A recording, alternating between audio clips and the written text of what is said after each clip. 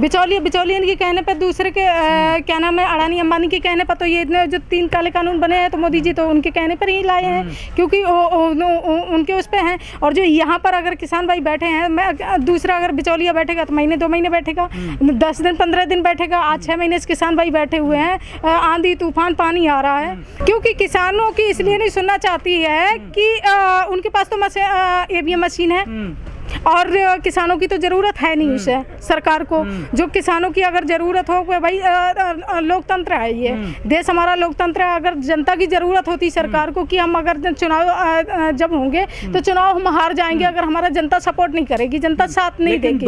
नहीं समझ में आ रहा है, अभी भी लोग नहीं आ रहा है समझ में। अभी भी जो अंधभक्त है ना, मोदी भक्त अंधभक्त है ना, वो आज भी नहीं अभी समझ में आ रहा है हम लोगों के। अप्रैल को दलितों ने एक आंदोलन किया, एट्रोसिटी एक्ट में जब बदलाव किए गए तो सरकार ने उनकी बात तो दोपहर से पहले ही सुन ली थी कि वो उन्होंने अपने जो SC ST के हमारे बहुजन समाज के लोग थे, उन्होंने अपनी ताकत दिखा दी है कि अगर उनके साथ छेड़छाड़ करेंगे तो अच्छा नहीं होगा, सरकार तो गिर जाएगी। लेकिन यहाँ है कि ये शांतिपूर्वक आंदोलन हो रहा है और आंदोलन हो रहा है, यहाँ पर बैठे हैं कि चाहते हैं कि सरकार से कि शांतिपूर्वक। पर ये तो कोर वोटर है बीजेपी का, जिन्होंने बीजेपी को सरकार में लाई, प्रधानमंत्री बनाया, एक बार ने दो बार बनाया है। लेकिन अब इन लोगों की भी आंखें खुल गई हैं, क्योंकि इनके विरोध में अब बिल आ गए हैं। पहले 3 लोगों के विरोध में था नहीं, वो तो बहुजन समाज के SC ST लोगों के विरोध में था, तो वो लोग लड़े और मरे, उन्होंने अपनी बलिदानी दी है, संघर्ष किया और रोडों पे आए, सड़कों पे आए। तब 2 अप्रैल के उसको उन्होंने सुना। और अभी जो आए हैं तो इन्हें नहीं पता था ना कि सरकार आएगी। जो अभी यहाँ पर बैठे हुए हैं हमारे किसान भाई लोग, इन्हें पहले नहीं पता था। सरकार बनाने वाले तो खैर यही है, जो किसान भाई आज हमारे रोड सड़कों पे बैठे हुए हैं। टिकैत साहब ने खुद कहा हमने वोट दिया था, वही कह रहे वोट दिया है, इन लोगों ने वोट दिया है, सब लोगों ने वोट दिया है। लेकिन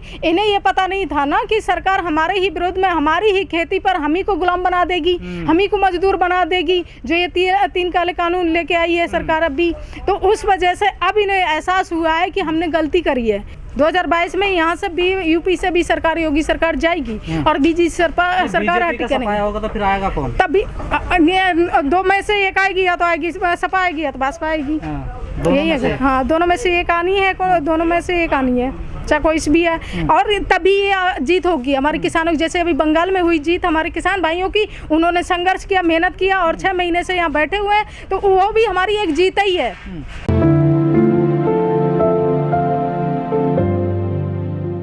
ये सरकार की जो विफलताएं हैं, सरकार तो क्या नाम है, आंखों पे पट्टी बांधे बैठी हुई है। सरकार को किसानों से कोई मतलब है नहीं, क्योंकि अगर किसानों से मतलब होता ना कि किसान आज 6 महीने से रोड पे बैठा हुआ है, सड़कों पे बैठा हुआ है, आंदोलन कर रहा है, क्या सरकार ने कोई संज्ञान में लिया? नहीं। शुरुआत में 1-2 बार 2-4 बार मीटिंगें जो भी हुई, उसके बाद में सरकार ने कोई ध्यान नहीं दिया और तरह तरह के आरोप साजिश लगा के किसान भाइयों को हटाने की कोशिश करी। ठीक है, लेकिन अब जो माहौल बन रहा है कि सरकार को लग रहा है कि हम इस तरीके से नहीं, जो साजिश चल रही है किसान आंदोलन को हटाने के लिए, कि हम इस तरीके से किसान आंदोलन को हटा देंगे, लेकिन ये तो पॉसिबल है नहीं जो सरकार सोच रही है। किसान नहीं है, किसान होते तो हम बात मान लेते, तो बिचौलिया बैठेंगे। अगर किसान नहीं होते, बिचौलिया कब तक बैठे रहेंगे?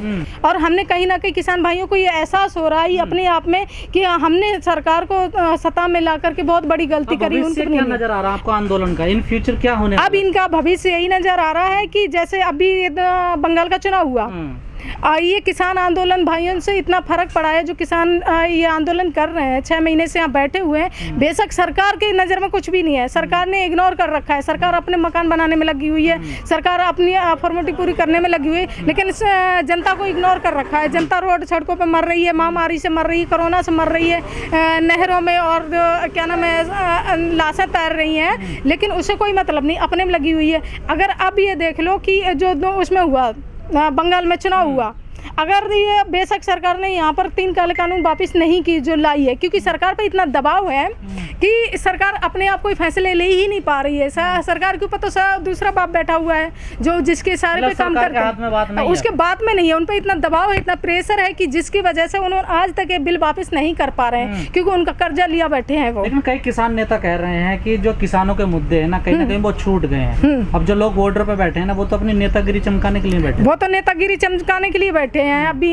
लेकिन अब जो माहौल है, अगर 2022 में अगर मान लो ये नहीं भी करते हैं, और ये तो रही नहीं और ना ही करें, लेकिन 2022 में जो चुनाव आ रहे हैं, यूपी के, इसमें तो सरकार के सफाया होनी है। यही हमारे किसान क्लियर नहीं कर रहे हैं अभी किसान नेता कि 2022 में किसको वोट देना है। अभी मामला कंफ्यूजन में है, लेकिन ओपन नहीं है। लेकिन ये बिल्कुल करके 100% सत्य है और कि 2022 में ये सफाया हो गया सरकार, क्योंकि हमारे किसान भाई चाहते हैं कि वो सरकार खून खराबे पे उतरी हुई है। सरकार चाहती है कि इन्हें किसी भी तरीके से हटाया जाए, खून खराबा हो, तरह तरह के आरोप जो शाहीनबाग और जामिया का केस इन्होंने बनाया था, दंगे फसाद करवा के आंदोलन को खत्म करवाया। इसलिए सरकार टक से मक्स नहीं हो रही कि किसी तरीके से इस आंदोलन को उसी तरीके से वही इसे मुहिम दिया जाए कि उसी तरीके से इस आंदोलन को खत्म किया जाए। इसलिए इस आंदोलन को भटकाना चाहती है, इसलिए वो टस से मस नहीं हो रही है। या किसान नेताओं की कोई कमजोरी है सरकार के पास? सरकार इनकी कोई कमजोरी नहीं है, इनकी तो मुझे नहीं लगता कि ऐसी कोई कमजोरी है जी। अपने आप में ही पछता रहे हैं कि हमने सरकार को वोट देके सरकार को सत्ता में बैठा के हमने गलती करी और हमारे ही विरोध, हमारी ही खेती, हमारे ही घर में हमें गुलाम बना दिया है। सरकार चाहती है कि आपस में ये लड़े और मरे और दंगे फसाद हों और इनकी लाशों पर राजनीति करें। सरकार ये गिरफ्तार हो गए हैं, सरकार का मेन मुद्दा यही है कि ये आपस में लड़े, प्रशासन लड़े, किसान भाई लड़े, ये आपस में मरे और कटे, और जो राजनीति है ये मरेंगे कटेंगे, उन्हीं पे उनकी राजनीति करेंगे। जब चुनाव आते हैं, अभी पाकिस्तान और जापान में क्या नाम है उसमें, नेपाल में अभी तो वो शांत बैठे हुए हैं। अभी 2022 के चुनाव आने वाले हैं, फिर दंगे शुरू हो जाएंगे। तो वो हमला कर रहा पाकिस्तान कर रहा, कभी कोई कर रहा, फिर सरकार के शुरू हो जाएंगे, क्योंकि उन्हें तो लाशों पे राजनीति करती है ना, यही है हिंदू मुस्लिम, उनकी तो लाशों पे राजनीति करती है ना बीजेपी सरकार। अभी भी अंधभक्ति चढ़ी हुई जो समझ में नहीं आ रहा लोगों की। अगर बात करें कि किसान भाई कि यहाँ पर किसान, अगर उन्हें ये लग रहा है कि किसान भाई यहाँ से चले गए हैं, जैसे सुनने पे कह रहा है कि किसान तो यहाँ से चले गए हैं, तंबू खाली पड़े, हमारा भी तो उससे गिर गया था तंबू, आप भी देख लो, हम तो बनवा रहे हैं यहाँ पर। तो किसान अभी मान लो घर में सबके फैमिली भी है यहाँ पर, अगर जो किसान भाई बैठे हुए हैं, खड़े हुए हैं यहाँ पर, जो हमारे यहाँ बैठे हैं किसान भाई आंदोलन जो कर रहे हैं, फैमिली भी तो पीछे है। अब फैमिली का अगर यहीं बैठे रहेंगे, फैमिली में खाने कहाँ से आएगा, खेती किसने ही कौन देखेगा। तो अगर यहाँ से अभी चले गए हैं तो इसका मतलब ये थोड़ी नहीं कि यहाँ से आंदोलन खत्म हो गया है। सरकार से क्या कहना चाहोगे इस आंदोलन को? सरकार से तो हम यही चाहेंगे कि देखे, जिस तरीके से आपको 6 महीने से हमारे किसान भाई यहाँ से आंदोलन कर रहे हैं, यहाँ पर बैठे हुए हैं, आंधी तूफान पानी सब झेल रहे हैं, और ये इसी से आपको ये अन्न उगा के देते हैं, इसी से आपका जीवन चलता है, जिसका तुम शोषण कर रहे हो। जो परेशान है, आज इन्हें परेशान करके आप चाहें कि सत्ता में रह लें। हाँ, गलतियां हुई हैं, जनता से गलतियां हुई हैं कि तुम्हें सरकार में बैठा रहा, और तो उन्होंने गलती की, अच्छा समझ के कि कुछ परिवर्तन आएगा, अगर हम प्रधानमंत्री को बदलते हैं तो देश में एक नया बदलाव आएगा। लेकिन उन्होंने क्या करा, हमारे देश की जनता का, देश के किसान का और हमारे युवा वर्ग का, हमारे पढ़े लिखे शिक्षित लोगों का सरकार ने शोषण किया है। शोषण कहाँ किया? जैसे लोग चाहते वैसे तो हिंदू मुस्लिम चाहते थे, हिंदू मुस्लिम पे वोट दिया, वही कर हिंदू मुस्लिम चाहते थे, लेकिन आज वो पछता भी रहे हैं ना।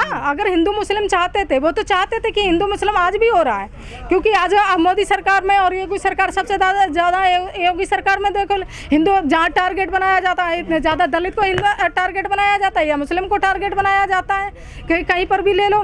तो अगर उससे सरकार को अगर सत्ता में मोदी को बैठा के, तो देश की जनता पछता भी रही है, अपने आप को वो गलती को महसूस कर रही है। लेकिन अगर वो कहे कि 2024 में आ जाए सरकार, हम बना लें, तो ये 100% ये भी नहीं हो सकता है कि जनता समझ चुकी है। ऐसा नहीं है, जब से किसान आंदोलन चालू हुआ तब से जनता को अच्छी तरीके से पता हो गया सरकार की नीतियों का कि हमारे प्रति क्या है। और ये कोरोना महामारी में जो अभी ये लाश है तैरी और मरे, ये लोग कटे, तो इससे भी पता चल गया है लोगों को कि सरकार की मंशा क्या है।